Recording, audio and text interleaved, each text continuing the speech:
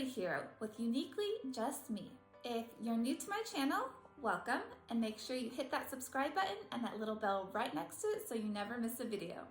If you're a returning subscriber, welcome back. I'm glad to have you. Today I'm going to be covering Psalm chapter 3. If you're just joining in, I have the video link to Psalm chapter 1 and Psalm chapter 2 in the description box below. I read out of the Life Application Study Bible, NIV version. I share with you how I read my Bible, how I study my Bible, how I take my notes, and also I share with you a prayer and reflection questions at the end. My study Bible begins with this really great introduction at the beginning of every chapter, where it has context, history, the authors of the chapter, and date written. In addition, there's also a blueprint of the chapter, some mega themes, and every chapter begins with a theme. I always highlight the theme for every chapter, and as I'm reading along, I will highlight the verses that stand out to me and resonate with me. Along with that, I will highlight the footnotes and commentary for that verse. The layout for my study notes is always the same. I write down the theme, I will write down the highlighted verses, I will write down the footnotes for the highlighted verses. I'll write down a prayer that I feel like I should be praying after reading the chapter. And then I will write down some reflection questions. And I'm going to show you, I usually type it out. I have an online journal. And so this is what my typed out notes look like. You can find the link to these study notes in the description box below. So in every video, there will be a link for my study notes. All right, let's dive into this chapter. The theme for this chapter is confidently trusting God for protection and peace. And this is a Psalm of David when he fled from his son. Chapter 3, verses 1 through 8. Lord, how many are my foes? How many rise up against me? Many are saying of me, God will not deliver him. But you, Lord, are a shield around me, my glory, the one who lifts my head high. I call out to the Lord, and he answers me from the holy mountain. I lie down and sleep. I wake again because the Lord sustains me. I will not fear, though tens of thousands assail me on every side. Arise, Lord, deliver me, my God.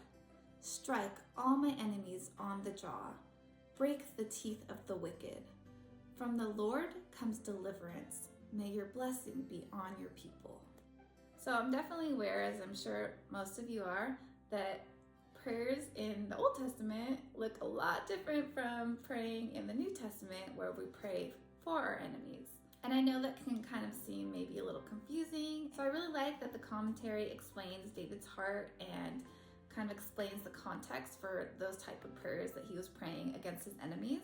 So what it says about David's seemingly very vengeful prayers is it says, David himself had been slapped and insulted, and here he simply asked for equal treatment of his enemies.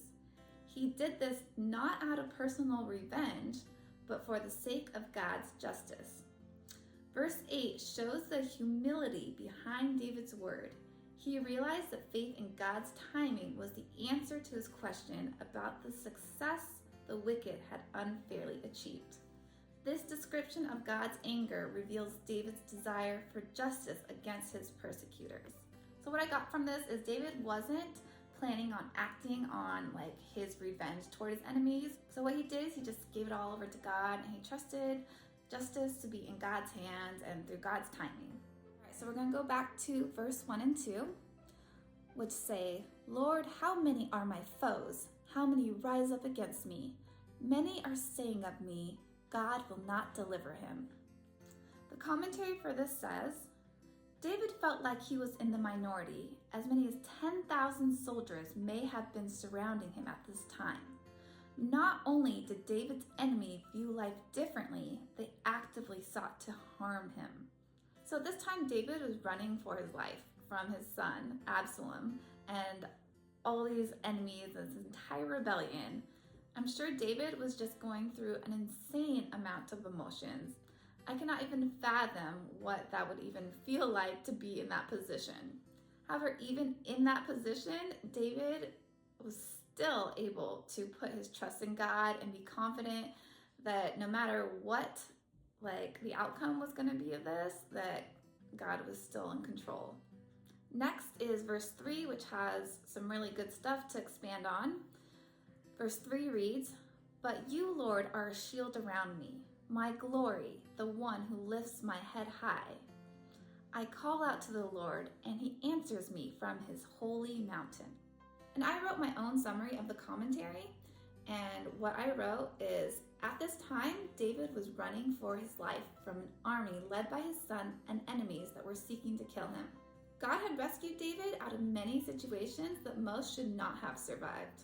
However, this time David was facing an unimaginable event in which his own son was actively trying to kill him. In addition, friends of David had betrayed him by joining his son's rebellion against him.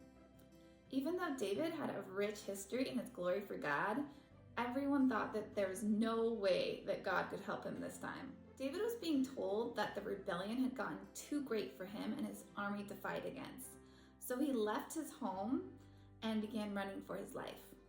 However, even in David's darkest hours, while he was sleeping in the dirt in the middle of nowhere, hiding from his enemies, away from his home, he chose to depend on God's mercy to protect him. That is just so crazy to me. I mean, I admire David's faith just so much. I know that we are just so blessed nowadays. I can't even imagine that situation. I mean, if my electricity or water goes out for 6 hours, I'm just completely freaking out.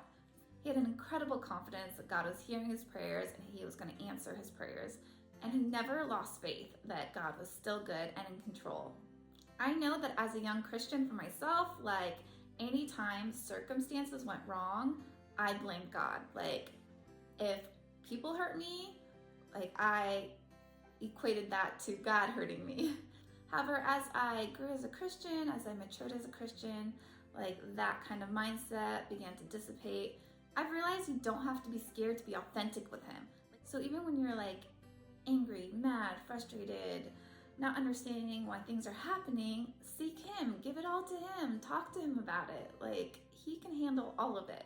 Seek him in your darkest hours. I know that seeking him in my darkest hours, crying out to him, those are the moments that have grown my relationship with him and grown my confidence in him and grown my trust. So moral of the story, just seek him no matter what your emotions are, you can share it with him. He's not scared of all the emotions that you have. So the next verses 5 and 6, I feel are the most powerful verses in this chapter. It has a lot of great, rich commentary that goes with it too. "I lie down and sleep. I wake again because the Lord sustains me. I will not fear, though tens of thousands assail me on every side." And the commentary reads, "Sleep does not come easily during a crisis. David could have had sleepless nights when his son Absalom rebelled and gathered an army to kill him. But he slept peacefully even during a rebellion. What made the difference? David cried out to the Lord, and the Lord heard him." And I love this part. If you're lying awake at night worrying about what you can't change, which I'm sure a lot of us do, pour out your heart to God and thank him that he is in control. Then sleep will come. And I actually wrote my own summary on the commentary, and what I wrote was, so David was able to sleep peacefully with the assurance that God was in control of his circumstances.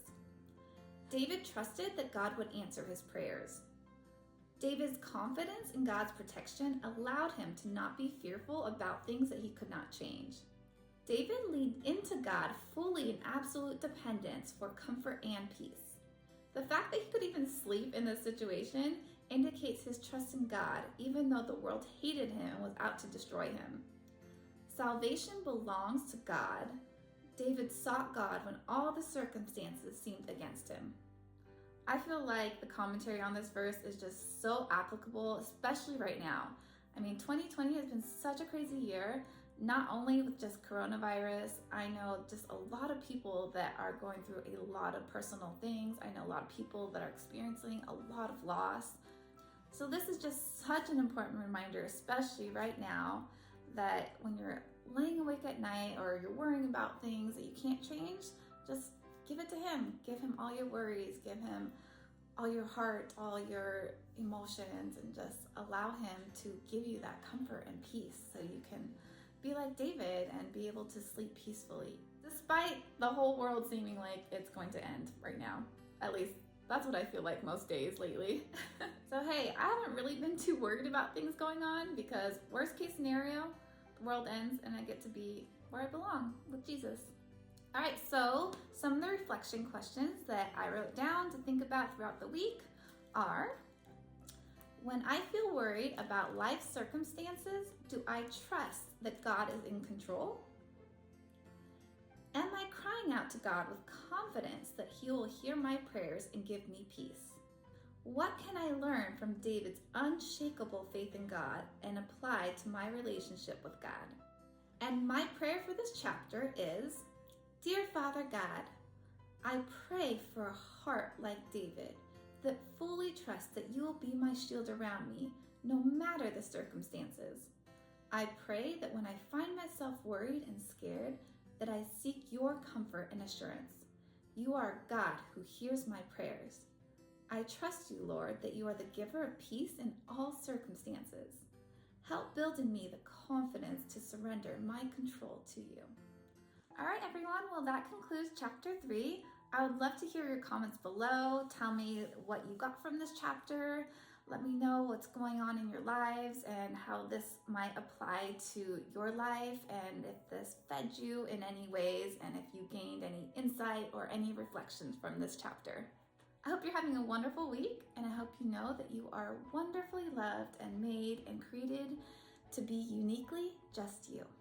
So I'll see you next time, my wonderfully unique friends, for Psalm chapter 4.